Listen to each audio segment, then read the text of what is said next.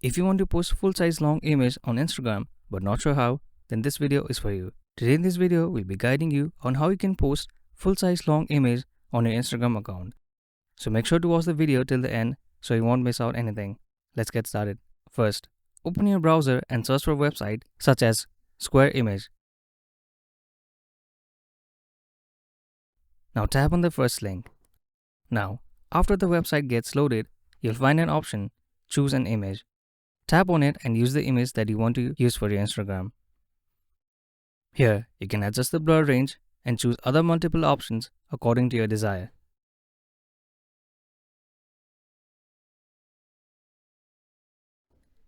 After making your adjustments, tap on Download to save the modified image on your device.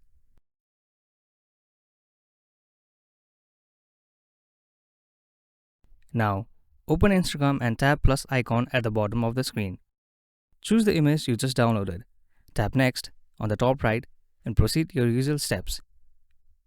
And lastly, tap Share. And your long image will be posted without any cropping issues. And that's it for this video.